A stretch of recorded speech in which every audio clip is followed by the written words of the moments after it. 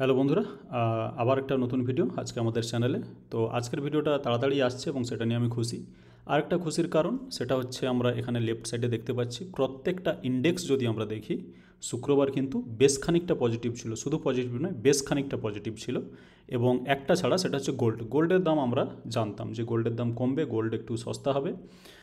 তার কারণ হচ্ছে বাজেটে যেভাবে অ্যানাউন্সমেন্ট হয়েছিল ইম্পোর্ট ডিউটি কমানো নিয়ে, তো সেখান থেকে অবশ্যই গোল্ডের প্রাইস একটু কমবে। এবার যদিও আমরা গোল্ডে ইনভেস্ট করি না, তাও গোল্ড মানে এখানে লাগিয়ে রেখেছি মার্কেট অ্যানালিসিস জন্য। গোল্ডও কিন্তু ইম্পর্টেন্ট, ঠিক আছে। এছাড়া যেহেতু আমরা গোল্ডে ইনভেস্ট করি না, আমরা এই রেড নিয়ে কোনোভাবেই চিন্তিত নয়। আমরা হচ্ছে কেবলমাত্র খুশি এই বাকি গ্রিনগুলো নিয়ে। এদের মধ্যে দেখতে পাচ্ছি যে স্মল ক্যাপ 2.24% আপ, এখানে মিড ক্যাপ 1.13 এবং অটো হচ্ছে 2% আপ। সব থেকে যেটা বেশি ওপরে ছিল সেটা হচ্ছে 2.97% আইটিবিস, অর্থাৎ আইটি কোম্পানিগুলো। তো আইটি কোম্পানিগুলো কেন বেশি স্ট্রং সেটার আমরা একটা আলোচনা করব এই ভিডিওতেই। আর যেটা মেন সেটা হচ্ছে আমরা মার্কেট ট্রেন্ডের একটা অ্যানালাইসিস করব। এবং একটা সবথেকে বড় কনফিউশন বা সবথেকে বড় যেটা কোশ্চেন আমাদের মাথায় আসে সেটা হচ্ছে, যখন মার্কেট এতদিন নেগেটিভ ছিল আমরা ভাবছিলাম মার্কেটটা আরও নিচে যাবে কিনা, তাই না? ঠিক একইভাবে আজকে আমার মনে হয় একটা রিভার্সাল দেখলাম।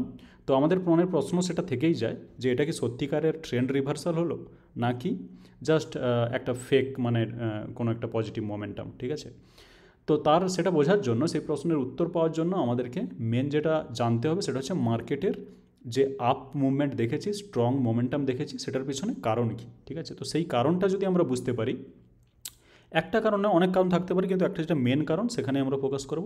আর কারণটা আমরা বুঝে গেলেই কিন্তু বুঝতে পারবো যে মার্কেট যেটা যেটা যে মোমেন্টামটা দেখিয়েছে, যে স্ট্রেংথ দেখিয়েছে, সেটা ক্ষণস্থায়ী নাকি সেটা আপাতত কিছুদিনের জন্য মোটামুটি স্ট্রং থাকতে পারে, ঠিক আছে।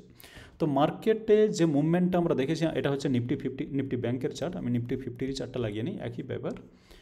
তো আমি এর আগের ভিডিওতে বলেছিলাম, কারণ এর আগে যে জায়গাতে ক্লোজিং দিয়েছিল সেই ক্লোজিংটা কিন্তু হয়েছিল এরকম একটা জায়গায়। আমরা সেটা 14 তারিখে, 15 তারিখ ছুটি ছিল, 15ই আগস্ট। তো 14 তারিখের যে মার্কেটের চার্ট যদি দেখি নিফটি 50, সেটা অনেকটা ছিল এইরকম, এখান থেকে এখান পর্যন্ত। মানে বুঝতে পারছেন যে একটা স্ট্রেট লাইন, জাস্ট, আর কিছুই না, একটা জাস্ট স্ট্রেট লাইন, ঠিক আছে। আর এটা হয়েছিল, এইখান থেকে এইটা 14 তারিখ, এটা হয়েছিল এই সাপোর্টের নিচে। এইটা সাপোর্ট বা এইটাকে আমি পিভট, এইটাকে আমি সাপোর্ট বলি। আর এই জায়গাতে হচ্ছে 200 ডেজ ইএমএ, এই দুটোরই নিচে এসে কিন্তু মার্কেট ক্লোজিং দিয়েছিল এবং মার্কেটে কোনো মুভমেন্টই ছিল না, একেবারে সাইডওয়েজ মার্কেট। একদম এখান থেকে 14th এই জায়গা 9টা 15, এখান থেকে একদম 3:30 পর্যন্ত একটা স্ট্রেট লাইন বানিয়েছিল, ঠিক আছে। তো আগের ভিডিওতে আমি এটা আলোচনা করেছিলাম যে এরকম একটা জায়গায়, উইক জায়গায় ক্লোজিং দিচ্ছে, সুতরাং এর উইকনেসকে কাটানোর জন্য কিন্তু একটা জাম্প দিয়ে আমাদেরকে আসতে হবে সাপোর্ট এবং 200 ডেজ অ্যাটলিস্ট এই ইএমের ওপরে, মানে এই দুটো জিনিসের ওপরে, গ্রিন আর এই পিঙ্ক, ঠিক আছে। তো সেভাবেই হয়েছিল মার্কেট আনএক্সপেক্টেডলি, মোটামুটি স্ট্রেংথ দেখিয়ে একেবারে এই দুটোর ওপরে এসে এই জায়গায় ওপেনিং হয়েছিল। তারপরে একটা প্রফিট বুকিং স্বাভাবিক আসে, যখনই মার্কেট দুম করে ওপরে ওপেনিং হয় অনেকের প্রফিট হয়ে যায় এবং সেখান থেকে একটা প্রফিট বুকিং আসে। এবার প্রফিট বুকিং এলেও সেটা কিন্তু কোনো সেল অফ নয়, এটা মাথায় রাখতে হবে।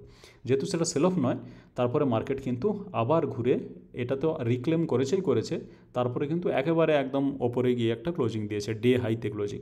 এবার ডে হাইর ক্লোজিং জেনারেলি খুব ইম্পর্ট্যান্ট। ডে হাইতে ক্লোজিং মানে মার্কেটে কোনো ধরনের কোনো নেগেটিভ পয়েন্ট ছিল না। এবার আমরা দেখতে পাচ্ছি যে 24,500, 550ও পেরিয়ে গেছিলো, 500 এরকম একটা জায়গায় ক্লোজিং হয়েছে, ঠিক আছে। তো এটা হচ্ছে বুঝতে পারছি যে মার্কেট পজিটিভ ছিল এবং এই ইন্ডেক্সগুলো থেকে কিন্তু সেটা বোঝা যাচ্ছে, সে বিষয়ে কোনো সন্দেহ নেই। তো এই পজিটিভ মার্কেট মোমেন্টাম এর কারণ কি? এর যেটা প্রধান কারণ সেটা হচ্ছে ইউনাইটেড স্টেটের যে ইনফ্লেশনের রেটের যে নিউজ এসছে বা রিপোর্ট এসছে, সেই রিপোর্ট কিন্তু ইউএসের জন্য পজিটিভ। এবং সেই পজিটিভ যে নিউজ, সেটা কি হতে বাধ্য করবে, সেটা হচ্ছে রেড কার্ড হতে বাধ্য করবে ঠিক নয়, রেড কার্ড হওয়ার একটা আশা জাগায়, ঠিক আছে। যে রেড কার্ড হওয়ার কথা এতদিন ধরে চলে এসছে, সেই রেড কার্ড হয়তো আমরা ফাইনালি দেখতে পাবো অক্টোবর বা মোটামুটি ডিসেম্বরের মধ্যে দেখতে পাবো, ঠিক আছে। এই নিউজটাতে আমি নিয়ে যাব আপনাদের, সেটা হচ্ছে slowest US inflation since 2021 raises red card hope, ঠিক আছে। তো ব্যাপারটা কি বলতে চাইছে, ইউনাইটেড স্টেটের যে ইনফ্লেশন অর্থাৎ মূল্যবৃদ্ধি, সেটা কিন্তু একেবারে স্লো হয়েছে, ওকে। সিন্স 2021 মানে লাস্ট 3 বছরে আমরা এখানে দেখতে পাবো, 3 বছরের বেশি ইনফ্যাক্ট। তো এই দিকটা যদি তাকাই, overall price rose 2.9% over the 12 months to July, মানে জুলাইতে লাস্ট 12 মান্থসে এটা কেবলমাত্র 2.9% হয়েছে। যেটা হচ্ছে স্মলেস্ট অ্যানুয়াল ইনক্রিজ, ওকে, বা lowest annual increase since March 2021, মানে অ্যাকচুয়ালি 3 বছরেরও বেশি মানে সময়ে এই 2.9% কিন্তু কখনো আসেনি, এবং যেটা ডাউন ফ্রম 3% থেকে 2.9%। এটা মনে হচ্ছে যে 0.1% ইনফ্লেশন জাস্ট, ইউএসের ক্ষেত্রে কিন্তু এটা যথেষ্ট বেশি, ঠিক আছে। তো 3% ছিল জুনে, এবং সেটা জুলাইতে হয়ে গেছে 2.9%, মানে কমেছে, ঠিক আছে। এবং এটা ইন্ডিয়ারও আমরা দেখেছি কিছুদিন আগে, আমাদের শক্তিকান্ত দাস আরবিআইয়ের গভর্নর যিনি, উনিও যে ডেটাটা দিয়েছিলেন সেটা প্রায় 3.5, যেটা আমাদের কাছে মানে অনেক, আমাদের হিস্ট্রিতে মনে হয় 3 বছরের বেশি সময়ে অনেকটা কম, তার ভিডিও আমি দিয়েছিলাম, ঠিক আছে। তো এই কম যে ইনফ্লেশন রেট, ঠিক আছে, বা কম মূল্য বৃদ্ধি, এটা কি হতে সাহায্য করবে? রেট কাট হতে সাহায্য করবে। এখন রেট কাট মার্কেটের ক্ষেত্রে কেন ইম্পর্ট্যান্ট?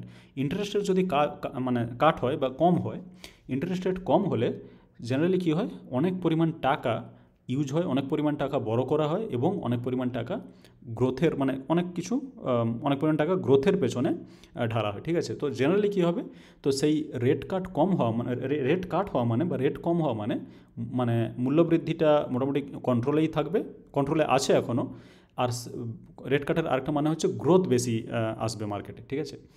তো মার্কেটে বলতে নেশানে গ্রোথ আসলে আমরা কিন্তু সেটা স্টক মার্কেটের ক্ষেত্রে পজিটিভ হিসেবেই দেখব, ঠিক আছে।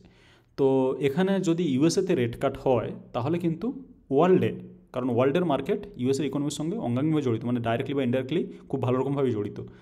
আর যেমন যেমন যদি ইন্ডিয়ান মার্কেট ভাবি, তাহলে ইউএসএতে যদি রেট কাট হয় তাহলে ইন্ডিয়াতেও হয়তো রেট কাট হবে।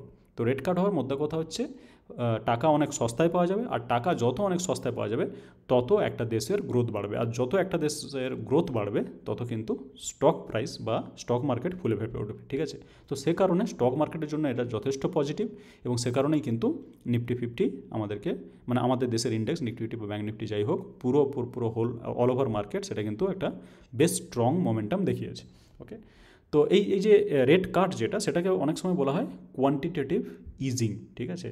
আর উল্টোটা যখন রেট বাড়ানো হয় যাতে করে বেশি পরিমাণ লিকুইডিটি না থাকে মার্কেটে, সেটাকে বলা হয় কোয়ান্টিটেটিভ টাইটেনিং, ঠিক আছে। তো আমরা এখন যেটা দেখব যে কোয়ান্টিটেটিভ ইজিং, সেটা হয়তো আসতে চলেছে অক্টোবর এরকম সময়ে বা ডিসেম্বরের মধ্যে, হয়তো আমরা একটা না একটা কাট দেখতে পাবো হয়তো। সেটা কিন্তু অনেক দিন আগে থেকেই অ্যান্টিসিপেট করা হচ্ছিল, যেটা এখনও পর্যন্ত হয়নি। আর সেটার কারণ হচ্ছে ইউএস ইনফ্লেশন, মূল্যবৃদ্ধি ওপরে ছিল বলে, ঠিক আছে। তো এখন মূল্যবৃদ্ধি যেহেতু কন্ট্রোলে, সেটা একটা হতে পারে, ঠিক আছে। তো এই মার্কেট ট্রেন্ডের সঙ্গে আর দুটো জিনিস যেটা ইম্পর্টেন্ট সেগুলো দেখে নেব। সেটা হচ্ছে এফআইআই ডিআই এর ডেটা দেখে নেব। আমি এখানে এফআইআই ডিআই খুলেছিলাম এই জায়গাতে।